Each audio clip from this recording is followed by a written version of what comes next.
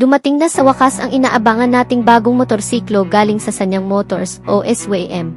Walang iba kundi ang SYM Husky 150. Opisyal itong inilunsad sa Makina Moto Show sa SMX Pasay City nitong nakaraang buwan lang. 2 taon din ito mahigit nung unang inilabas sa Taiwan at makailang beses din nating na-feature sa ating channel at sa wakas andito na nga siya.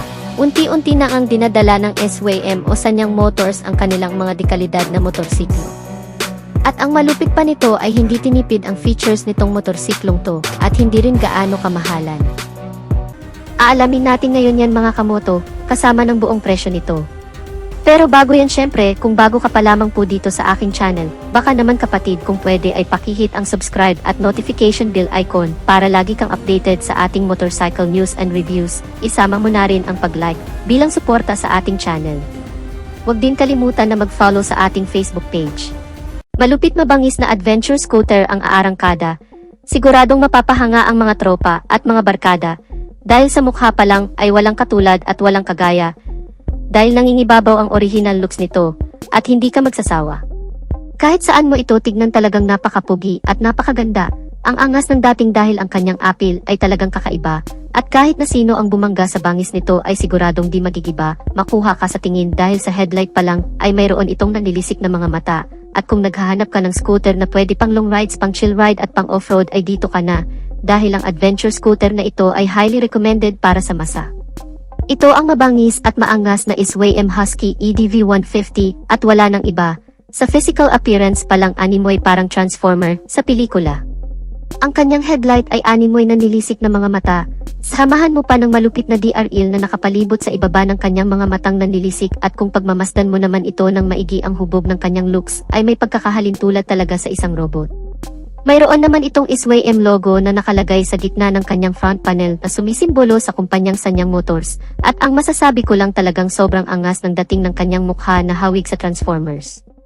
Sa ibaba naman ito ay ang kanyang turn signals na pa-vertical na talaga namang natatangi sa kanya. At mayroon din itong hazard lamps function at syempre gumagamit na ito ng LED lights, kaya ito ay very visible sa gitna ng daan at kung engine specifications naman ang pag-uusapan, ang Husky EDV 150 ay mayroong 150 cubic centimeter, single cylinder, single overhead cam, liquid cooled, 4-stroke with 4 valves. Kung ang Honda ay mayroong ESP Plus engine at ang Yamaha naman ay gumagamit ng Blue Core technology.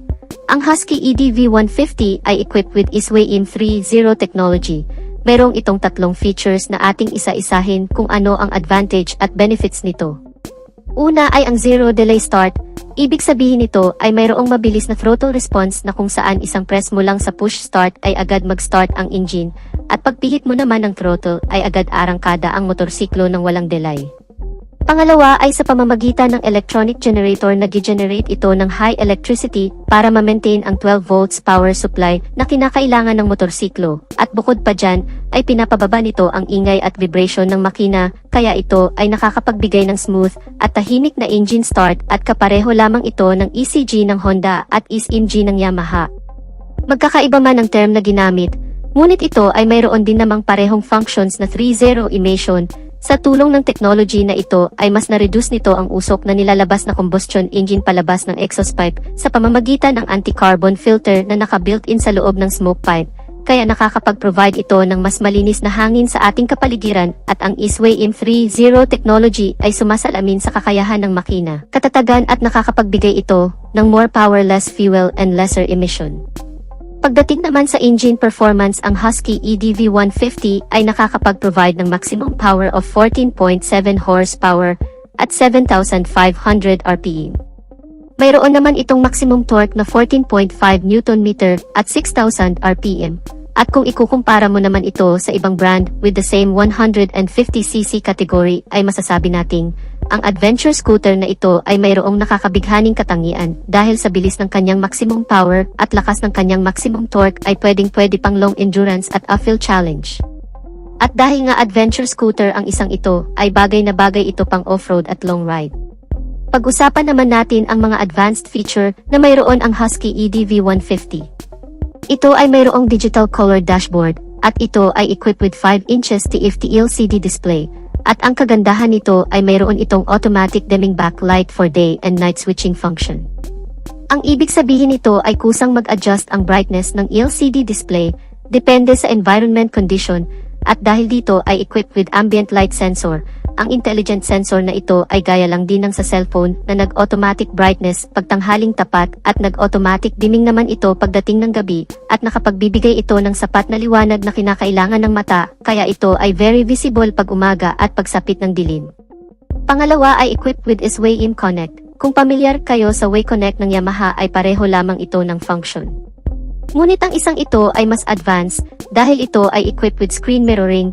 Ibig sabihin, pag na-connect muna ang iyong cellphone sa pamamagitan ng Bluetooth, ay magta-transfer ang screen display ng iyong cellphone sa dashboard at kahit anong gawin mo sa iyong cellphone, ay siya namang mag-appear sa dashboard ng motorcycle, kaya napakagandang benefits nito dahil pwede ka na manood ng favorite movies sa digital dashboard ng scooter.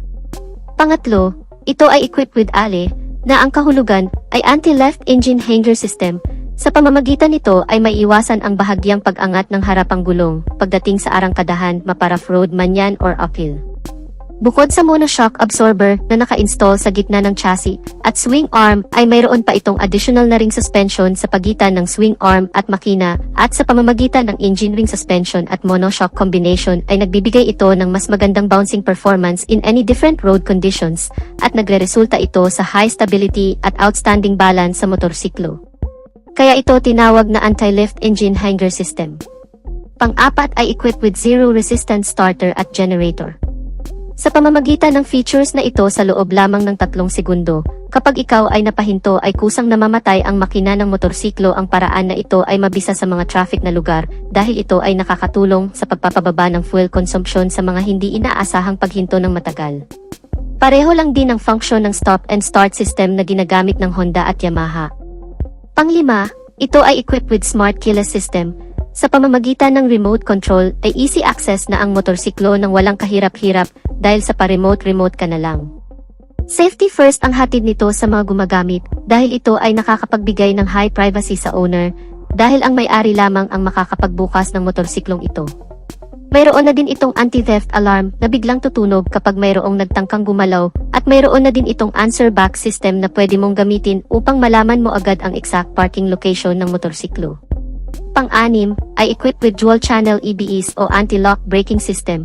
Ang hatid nito ay kapanatagan sa kalooban ng rider dahil maaari din itong makatulong upang ma-enhance ang confidence ng rider habang nagmamaneho dahil wala ka ng pangamba na mag-lock ang mga preno, kaya magkakaroon ka ng peace of mind na hindi ka sisemplang kahit bigla ang preno. At kagaya lang din ito ng Yamaha NMAX 155 na mayroong EBS sa harap at likod.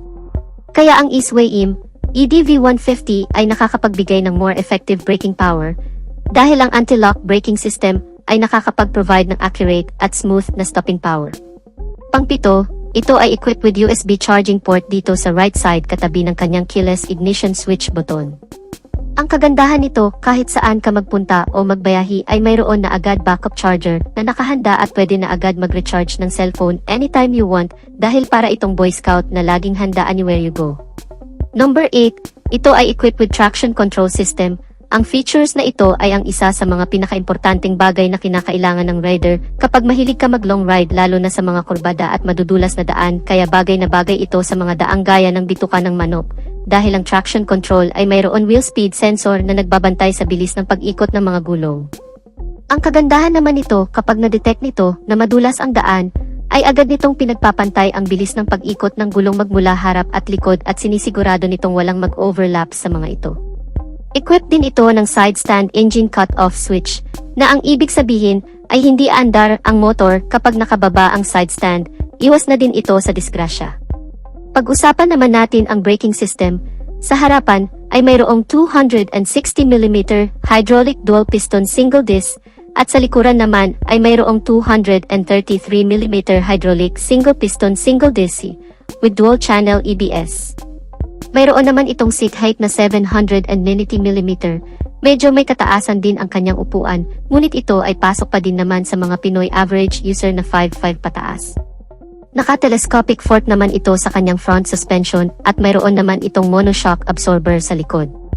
Pagdating naman sa mga sukat ng gulong, sa harapan ay may lapad na 120/70/13 Sa likod naman ay may sukat na 130 by 70 by 13 at syempre ito ay naka-tubeless both front and back. Sa lapad ng mga gulong nito ay talagang pang-adventure ang datingan dahil sa kanyang semi-dual pattern tires na pwedeng pang off-road. Mayroon naman itong fuel tank capacity na 15.2 liters, napaka-impressive ang laki ng kanyang gas tank. Dahil 2 times itong mas malaki sa fuel tank ng Honda EDV 150 na mayroon lamang 8.2 liters, kaya sa isang full tank mo pa lang sa Husky EDV 150 ay malayong-malayo na ang mapupuntahan mo, dahil umaabot ito ng around 675 kilometers. Mayroon naman itong fuel consumption na 45 kilometers per liter. Ang top speed nito ay around 120 kilometers per hour, at may bigat naman ito na 150 kilograms. Last but not the least, ang price ng bagong SWM Husky 150 ay 152,900 pesos. Available naman ito sa mga color variation.